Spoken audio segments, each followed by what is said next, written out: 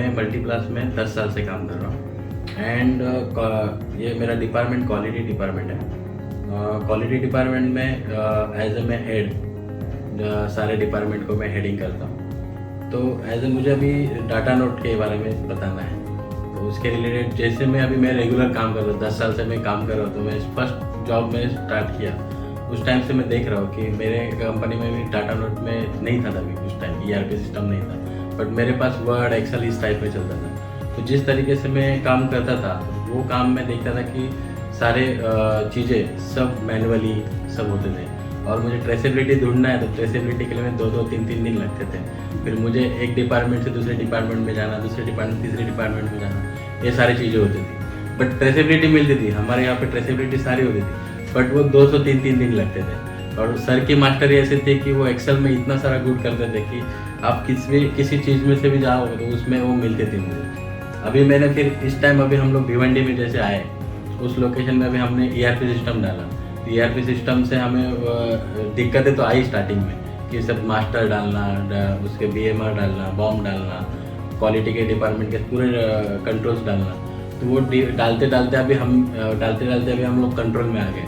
अभी हमें उसका ये फ़ायदा हो रहा है कि डाटा नोट में पूरे ट्रेसेबिलिटी अभी एक चुटकी में हम लोग को मिलता है।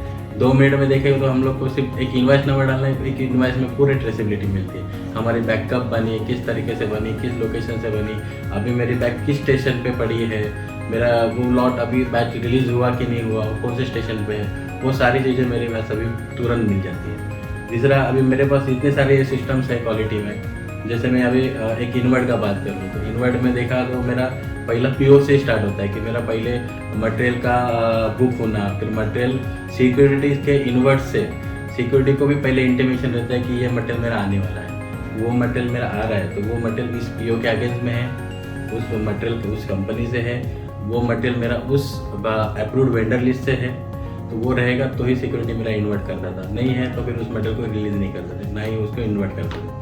तो मेरा इन्वर्ट के इसमें वो होता था। फिर उसके बाद मेरा इन्वर्ट के बाद मेरे इसमें क्वालिटी में वो मेरे शो दिखता था। जो सिक्योरिटी ने इन्वर्ट मारा तो क्वालिटी में शो होता था। क्वालिटी में वो पैरामीटर्स रहते थे, वो हमने पहले ही मास्टर डाल के रखे। उस मास्टर के अकॉर्डिंग मेरा रिपोर्ट फॉर्मेट बनता था, उस अकॉर्डिंग मैं उस मटेरियल को रिलीज़ कर लेता और उस अकॉर्डिंग मेरा ट्रेसेबिलिटी रिपोर्ट बनता था एंड सेकेंडली उसका लेबल मेरा निकल जाता था।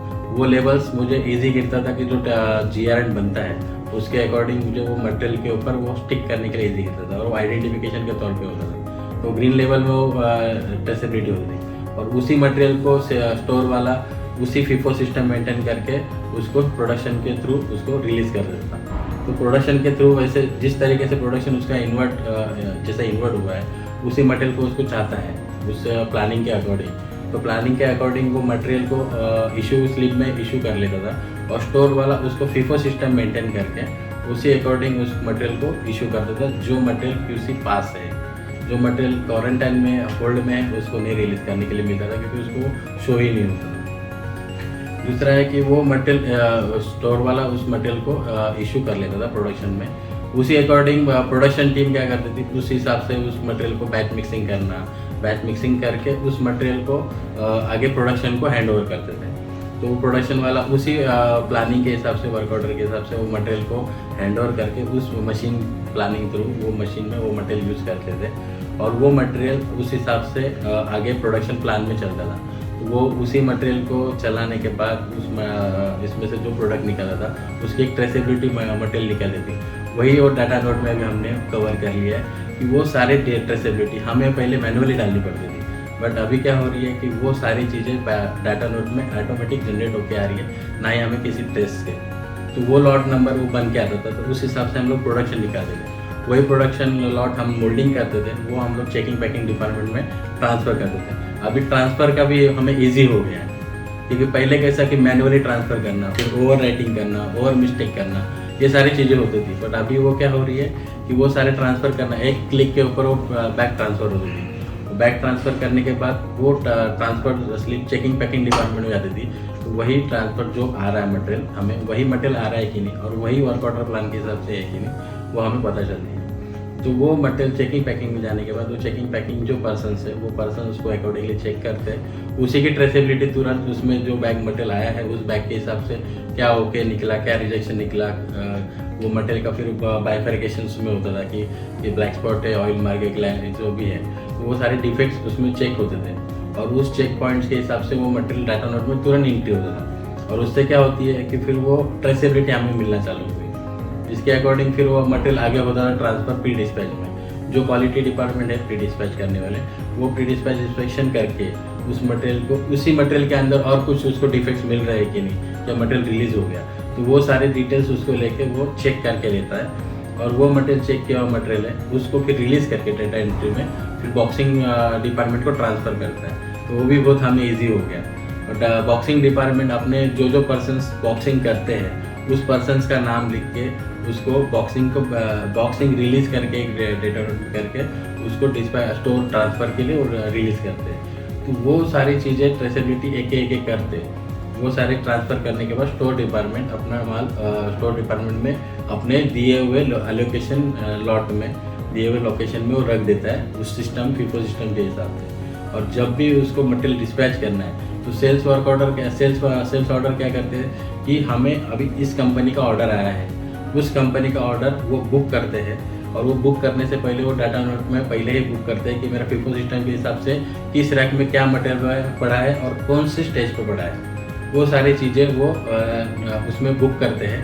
और वो बुक करने के बाद वो material store department, store incharge है, स्टोर इंचार्ज क्या करता है कि स्टोर इंचार्ज उस मटेरियल को बुक करके अपने मटेरियल के हिसाब से एलोकेट करके उसको रख देते हैं और वो हिसाब से फिर मटेरियल पीवे पर्सन उसको लॉट वाइज रिलीज़ करता है और वो रिलीज़ करने के बाद मटेरियल बाहर अपने डिस्पैच के थ्रू और ट्रांसपोर्ट थ्रू निकल जाता है। Hello, actually I'm Amudha from the HR department and I am handling HR recruitment and generalist also. Coming to the ERP software Datanode, and in Datanode I am handling recruitment, OT, attendance, review management and all the recruitment part. First coming to the recruitment part, earlier we are doing recruitment in the Excel only. Excel means each and every column is entered in the Excel only, like right from the calling से लेके interview schedule से लेके each and everything Excel में होता है, जो कि वो डेटा एरर भी हो जाता है या तो फिर कुछ हम लोग एंट्री किए नहीं किए वो एरर आता है। Now is come in the recruitment which is in the system में, वो काफ़ी अच्छा हो गया। फिर स्क्रीनिंग से लेके इंटरव्यू से लेके शेड्यूल से लेके सारा चीज़ हमारा एक्सेल में हो गया, प्लस रेज्यूम भी अटैच से होके, और वो एक प्रोसेस के जैसा है, जैसे कि एक RM और एक HOD जैसे कि रिक्वेस्ट करता है वो हमारे HOD के बकेट में आता है, फिर HOD हमें असाइन करते हैं कि किसके बकेट में जाना चाहिए, और वो ईच एंड एवरीथिंग मतलब कब RM रिक्वेशन डाला, कब हमारे बॉस ने अप्रूव की और कब वो हमारे असाइन में डाले, और असाइन में डालते वक्त भी वो टारगेट डेट देगी कि ये पोजीशन इतने डेट में क्लोज होना चाहिए। और उसके बाद पहला उसमें आता है प्लानिंग मतलब उस चीज़ के तुम किस लिए प्लानिंग की है, नौकरी, लिंक्डइन वगैरह है। फिर सेकेंड पार्ट उसमें तुम एडवर्टाइजमेंट हो गया। फिर सेकेंड थिंग डेटाबेस, कितने लोग को तुमने स्क्रीन की, कितने लोग से बात की है, वो सारा चीज़ उसमें जाता है। फिर थर्ड स्टेप पे तुम्हारा इंटरव्यू, कितने लोग को तुमने शॉर्टलिस्ट की है। पर इतना है कि वो अंदर प्रोसेस से मतलब वो अभी मैनुअली में एंट्री कर लिए, वो फिर वो RM तक जा रहा नहीं है कि मैं ओके की शॉर्टलिस्ट की, तो वो RM के बकेट में नहीं गिर रहा है। पर जितना भी अब तक आया है फ्रॉम दी स्टार्टिंग, जब मैं ज्वाइन हुई थी वो पूरा मैनुअल था, एंड एज एम नाउ जो है पूरा भी सॉफ्टवेयर में हो रहा है। और सेकेंड थिंग अभी अटेंडेंस है। अटेंडेंस टू हमारे यहाँ पे बायोमेट्रिक है, बायोमेट्रिक से पुल हो रहा है, then also is not accurate नहीं बोल सकती है। We are doing manual also, और मैनुअल रीचेक हम लोग को होता ही है, तो वो एक है। बट अटेंडेंस भी डेटा नोट में आ गया। थर्ड अभी देखिए तो एम्प्लॉय डिटेल्स, जैसे कि कोई एम्प्लॉय ज्वाइन हुआ तो उसका डेट, ज्वाइनिंग डेट में ही उनका डेटा हमारा जो भी है, जैसे कि employ personal data, family data, उनका education, experience, age and everything हमारा डेटा नोट में जाना चाहिए, ताकि एम्प्लॉय हमारे MPPL में आ रहा है तो उसका एक रिकॉर्ड होता है, इक्वल होता है। जैसे कि दो टाइप के एम्प्लॉय हमारे यहाँ पर ज्वाइन होता है, एक कॉन्ट्रैक्टर और एक डायरेक्ट पेरोल, तो दोनों का इक्वल अलग अलग बनता है, लाइक C and E। तो ये डेटा पूरा उसमें जाना चाहिए। इन फ्यूचर का बात की तो अगर एक टाइम पे का सैलरी आ गया तो उसका पूरा मास्टर बन जाएगा, जैसे कि वो कंफर्म कब हुआ, उसका अप्रेजल कब मिला, ईच एंड एवरीथिंग डेटा में जाना चाहिए एज पर माई आप पूछेंगे तो। एंड थर्ड थिंग देखा तो ओटी भी अभी नया रिसेंटली लॉन्च हुआ है डेटा नोट में, जैसे कि कौन सा बंदा कितना ओटी कर रहा है वो प्लान वाइज भी है, एक्चुअल भी है। मतलब एक मैनेजर प्लान कर सकता है कि ये बंदा इस टाइम पे ओटी करेगा, तो वो तभी प्लान कर सकता है कि 1 घंटे के ओटी करेगा। भले वो 1 घंटे का 2 घंटा भी हो गया, वो हम चेंजेस कर सकते हैं, पर प्लान वाइज हुआ तो वो काफ़ी अच्छा है। एंड थर्ड है लीव अभी कैसा हम मैनुअली कर रहे हैं, वो अथॉरिटी फिलहाल एचआर के लिए है। कंसर्न है कि वो मैनेजमेंट उसके जो एचओडी है उसके लिए यदि वो आए तो अच्छी बात है, ताकि वो हमारा वर्क कम हो जाए। कि सिर्फ सैलरी पे मैं लीव देखूंगी उसको। अभी फिलहाल लीव मैनेज इसके थ्रू हो रहा है, कितना लीव पेंडिंग है, कितना वो किया है, वो सारा अभी इसके थ्रू हो रहा है। एंड उसके अलावा मैं भी बोलूँगी तो काफ़ी चीज़ इसमें आना चाहिए रहता नोट में, जैसे कि as perspective I am very मेरा प्राइम काम है रिक्रूटमेंट में काफ़ी चेंजेस आना चाहिए, मतलब इम्प्रूवमेंट आना चाहिए। देखा जाएगा तो अभी पूरा जितना मैनुअल हो रहा है, मैं चाहती कि वो पूरा सॉफ्टवेयर सिस्टम बेस से आए। जैसे कि एक पोजीशन में पब्लिश की कि MPPL में ये रिक्रूटमेंट है, तो जो भी उनका मेरा क्राइटेरिया है वो कैंडिडेट ही बढ़ के मेरे को दे दे, ताकि मेरा काम उसमें आसान ना हो। जैसे कि फिर मेरे को उसमें ऑनलाइन टेस्ट भी आ जाएगा, तो स्कोर कार्ड बन के आ जाए और डेटा नोट में कि ये एलिजिबल है ये पोजीशन के लिए, क्या नहीं है। अगर स्कोर का 100 में से 40 आया तो नॉट एलिजिबल, मैं उसमें एक डाल दूंगी 60 के ऊपर है, तभी मेरे को दिखे, ताकि मेरा स्क्रीनिंग का काम बच जाए। और 40 आया तो वो एलिजिबल ही नहीं है वो पोजीशन के। तो ये सारा चीज़ अगर इन फ्यूचर में आया तो रिक्रूटमेंट बेस्ट हो जाएगा। अभी बेसिकली जैसे मैं समुदाय ने बताया, रिक्रूटमेंट या लीव मैनेजमेंट, एम्प्लॉय पोर्टल, ये सारी जो बातें बताई। अभी हम वन बाय वन लेते हैं। जैसे उन्होंने बताया रिक्रूटमेंट में हम फ्यूचर में ये चीज़ें एक्सपेक्ट कर रहे हैं जिससे इनका काम आसान हो। तो एक एग्जांपल मैं बताऊं, आज की तारीख में अगर कोई बंदा या एम्प्लॉई या वर्कर कंपनी में आता था तो हम मैन्युअली उसका फॉर्म भरते थे। अब वो फॉर्म वो सॉफ्टवेयर में भर रहे हैं एज अ रिक्वेस्ट के टाइम पे। जब नेक्स्ट स्टेप में आते हैं, अगर वो बंदा अभी स्क्रीनिंग प्रोसेस चल रहा है, तो वो स्क्रीनिंग प्रोसेस में हमारे पोर्टफोलियो में बैठ रहा है क्या, हमारे एक्सपेक्टेशंस के साथ मीट कर रहा है क्या। ये प्रोसेस को ओवरकम करने के लिए हम एक MCQ सिस्टम्स, मतलब मल्टीपल चॉइस क्वेश्चंस सफल में एज अ डेटा नोट में हम डिमांड करने वाले हैं, जिससे कैंडिडेट इंटरव्यू ऑनलाइन ही दे दे और वो फिल्टर होके ही आए, क्वालिफाइड कैंडिडेट ही हमारे पास आए, जिससे कैंडिडेट का और HR का टाइम बचे। तो इनका जो ये क्वेश्चन था स्कोर कार्ड सिस्टम, इन्होंने बताया क्वालिफाइड कैंडिडेट मिले, जो आज की तारीख में इनको मैन्युअली करना पड़ रहा है, वो पूरी सिस्टम अपग्रेड हो जाएगी थ्रू डेटा नोट। ठीक है, तो ये हमारा अभी फ्यूचर प्लान है आने वाले क्वार्टर में। सेकेंडली इन्होंने जैसे बताया स्लोनेस का, तो अभी हमने रिसेंटली ये HR मॉड्यूल में recruitment and leave management launch किया है। तो इसमें हम ऐसे प्रोसेस कर रहे हैं कि जैसे कि आज की तारीख में कोई बंदा आ गया, अभी एम्प्लॉय मैनेजमेंट में ये पूरा डेटा भरते हैं। अब जब हम एम्प्लॉय मैनेजमेंट की बात करते हैं तो उसका एम्प्लॉय के मेन डिटेल्स आ गए, उसके फैमिली डिटेल्स आ गए, एक्सपीरियंस आ गया, उसके यूनिक आइडेंटिफिकेशंस आ गए, ये हो गया उसका पर्सनल बैकग्राउंड। अब हम आते हैं प्रोफेशनल एस्पेक्ट से, उसका एक्सपीरियंस, क्वालिफिकेशन के बाद में वो कंपनी में क्या पोजीशन पे आने वाला है। ये जो सारी चीजें हैं, इसमें काफी सारे फील्ड्स रहते हैं, पैरामीटर्स रहते हैं। अब एक फॉर्म को अगर मैं ऑन एन एवरेज 10 पैरामीटर पकड़ूं और मेरे 10 फॉर्म है, तो ये हो गए 100 फील्ड्स। एक बंदा जब 100 फील्ड्स फील्ड करेगा तो उसको वो टाइम कंज्यूमिंग ही लगता है। इस चीज के लिए हम जब उसको रिक्रूटमेंट से ही प्रोसेस करते हुए लेके आएंगे और कैंडिडेट मैनेजमेंट के थ्रू कैंडिडेट जब खुद ही अपना डेटा डालेगा, तो इनका ये स्लोनेस का जो ऑपरेटिंग का इन्होंने टाइम बताया वो सीधा एलिमिनेट हो जाएगा, क्योंकि ये ट्रांजैक्शन से सिस्टम से इनसे निकल जाएगा। सेकंड हम आते हैं, जैसे अभी इन्होंने बताया attendance, leave management and OT। तो अभी हमारा ये मैन्युफैक्चरिंग प्लांट है। बेसिकली हमारे यहाँ पे up to 200 workers manpower strength है, including blue collar and red collars. तो क्या होता है ना कि कोई सडनली काम बढ़ जाता है या कुछ इंटरप्शंस आ जाते हैं, तो वर्कर्स को OT करना पड़ता है। अब ये OT का जो कंसेप्ट है, इसको कंट्रोल भी करना है और हमारा काम भी सफर नहीं होना चाहिए और ये सिस्टम में रहना चाहिए। इसलिए हम हमारा प्रोडक्शन मॉड्यूल का ट्रांजैक्शंस और HR का जो ट्रांजैक्शंस है, इसको लिंक करेंगे। और वो बंदे ने आज अगर 2 घंटा OT किया, तो उसने 2 घंटे में रियली में उतना काम वर्क था क्या, उसने उतना प्रोडक्शन जनरेट किया है क्या, विद क्वालिटी मेंटेन हुई है क्या। तो ये सारी चीजें होके फिर OT हम प्रोसेस करें। अब जब हम आते हैं पेरोल पे, अभी पेरोल प्रोसेस ये मेरा अंडर डेवलपमेंट में है, अंडर टेस्टिंग में है। तो पेरोल प्रोसेस से क्या होता है, हमारा जो सैलरी है ये मंथ एंड पे अटेंडेंस कंपाइल हो जाता है, 3 दिन प्रोसेसिंग में लगता है, फिर उसके ऊपर सैलरी प्रोसेस होगा, उसकी एक शीट बनेगी, फिर सर के पास जाएगा। It's manually and lengthy process, जिसके वजह से सैलरी कभी डिले होने के चांसेस बढ़ जाते हैं। तो हम उसको ओवरकम करने के लिए हम day to day payroll system करने वाले हैं कि आज हमारा अटेंडेंस लॉक हो गया तो आज के आज ही हमारा सैलरी बुक होके आ गया। हमारे पास एचआर को स्कोप रहेगा एडजस्टमेंट के लिए मंथ एंड पे, तो हम पेरोल पे करने वाले हैं। और coming to the last point which is the most important from HR aspect is it's a PMS model system. Most of ERP में देखा जाए तो पीएमएस मॉडल होता नहीं है। डेटा नोट में ये चीज हम एक एनहांस कर रहे हैं कि पीएमएस मतलब performance management systems, called as हम स्कोर कार्ड सिस्टम भी बोल सकते हैं। अगर कोई एम्प्लॉय ने आज अपना जो काम या टारगेट जो असाइन किया था उसके सामने उसने कितना फुलफिल किया या कितना उसने काम कंप्लीट किया, जिसके वजह से हम बोल सकते हैं कि ये वर्थ है कि इसको हम इतना पे कर रहे हैं जिसके सामने ये अपना आउटपुट दे रहा है। तो ये पीएमएस मॉडल से हमको बेनिफिट ये मिलेगा जब 1 साल के बाद में उसका इंक्रीमेंट टाइम आएगा तो प्रमोशन के टाइम पे ये सारे पैरामीटर्स देखे जाएंगे। तो पूरा एम्प्लॉय लाइफ साइकिल हम डेटा पे लेके आ रहे हैं। Hello, myself Sanika Deshmukh. I am working with Multiplast from last 22 years.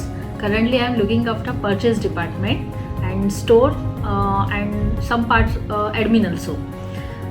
Recently, we are working on data note. Means हम लोग डेटा नोट अभी यूज़ कर रहे हैं। इसके पहले हम लोग एक्सेल में काम करते थे, तो एक्सेल में हम लोग को काफ़ी सारी फाइल्स बनानी पड़ती थी, जैसे GRN का फाइल्स है, इन्वर्ट का फाइल्स है, उसके ऊपर से फिर एक रिपोर्ट बनता था और PO जो बनाने का जो प्रोसीजर था वो भी हमारे एक्सेल में ही था। डेटा नोट आने के बाद में काफ़ी सारे चेंजेस हुए हैं, जैसे GRN है, सिक्योरिटी इन्वर्ट है, PO है, ये सारे हमें एक फ्रेम में मिल रहे हैं। और एक फ्रेम में मिलने की वजह से इसका जो डेटा का जो एक प्रोसेस होता है और एक जो रिपोर्ट आता है वो एक ही फ्रेम में मिलने के बाद हम लोग को इजीली मतलब सब एक अप्रोच ऐसा हो गया डेटा नोट का कि इजीली हम लोग को आउटपुट मिल रहा है। सेकेंडली, इसमें कुछ सिस्टम्स ऐसे हैं डैशबोर्ड जैसे ट्रांजैक्शन के लिए तो ये बहुत ही स्मूथली है। सिर्फ डैशबोर्ड के लिए अगर एक डैशबोर्ड की सिस्टम जैसे MIS रिपोर्ट इसमें आती है तो और ही हमारी लाइफ ईजी हो जाएगी। जस्ट अभी हम लोग ने एक टिकट मैनेजमेंट सिस्टम चालू किया है, टास्क मैनेजमेंट, प्रोजेक्ट मीटिंग्स, जिसमें हम लोग ये सारी चीज़ें को इनकॉर्पोरेट कर रहे हैं। इसकी वजह से हमारा जो फॉलोअप है वो बहुत ही कम हुआ है और ये फॉलोअप का रिकॉर्ड उसके ऊपर मेंटेन हम लोग कर रहे हैं, जिस वजह से हम लोग कभी भी मैनेजमेंट को हम लोग रिपोर्ट शो कर सकते हैं कि हम लोगों ने ये चीज़ के लिए, ये टास्क के लिए इतनी सारी चीज़ें की फॉलोअप की थी और वो सिंगल स्क्रीनशॉट में मिल रहा है कौन से टाइम पे होता है और कौन से डेट पे होता है। तो सामने वाले क्लाइंट को कुछ भी क्वेरी है, अगर वो बोल भी देता है कभी कभी कि मुझे फ़ोन नहीं आया था, मैंने ये बात नहीं की थी, तो वो सारी चीज़ें हम लोग प्रूव कर सकते हैं। तो इसके लिए टास्क मैनेजमेंट के लिए डेटाबेस तो बहुत काफ़ी अच्छा है। मेरा नाम जितेंद्र लांडगे है और मैं मल्टीप्लास्ट में लॉजिस्टिक इंचार्ज करके काम कर रहा हूँ लास्ट 12 ईयर से। पहले जो इन्वॉइसिंग का वगैरह था उसमें वो मैन्युअली वगैरह सब PO नंबर, PO डेट सब मैन्युअली डालने पड़ते थे पहले। तो अभी जो है वो अभी पहले से PO पंच होके आता है, तो उसके हिसाब से खाली PO ISO नंबर सिलेक्ट करेंगे, उसके हिसाब से मुझे पूरा डिटेल मिल जाता है। उसके बाद तो डिस्पैच नोट है, डिस्पैच नोट से पूरे लॉट नंबर मिल जाते हैं, तो डिस्पैच नोट सिलेक्ट करेंगे तो उसके हिसाब से इन्वाइस मेरा जनरेट होता है। पहले EA बिल वगैरह मुझे मैन्युअली बनाना पड़ता था, इसमें जाके साइट पे जाके जो गवर्नमेंट का साइट है EA का उसमें मैन्युअली बनाना पड़ता था। अभी एक क्लिक पे मुझे EA बिल जनरेट हो जाता है और उसका ई-इनवॉइस का भी सेम है, वो साइट पे जाके मुझे अपलोड करना पड़ता था, उसमें बहुत टाइम लगता था। और अभी सॉफ्टवेयर में खाली एक क्लिक करेंगे तो तुरंत जनरेट हो जाता है, तो उसमें मुझे टाइम का बहुत कम लग रहा है, मतलब बहुत टाइम बच रहा है मुझे। और उसमें बनाने जाऊँ तो आधे घंटे के ऊपर लगता है मुझे ई-इनवॉइस जनरेट करने के लिए। तो इसमें अभी सिर्फ क्लिक करेंगे तो तुरंत मिल जाता है, तो बहुत टाइम बच रहा है उसमें मुझे। और पहले लेबल में मुझे 1 2 3 हाथ से लिखना पड़ता था। लेबल में जो सीरीज़ रहते हैं ना, अभी समझो 200 बॉक्स है, तो 200 बॉक्स के लिए मुझे 1 2 3 ऐसा लिखना पड़ता था पेन से मैन्युअली। अभी सब प्रिंट होके आ रहा है, जो डेटा नोट में बन रहा है वो प्रिंट होके आता है, तो उसमें मुझे लिखने की ज़रूरत नहीं है, तो उसमें भी मेरा टाइम बहुत सारा बच रहा है।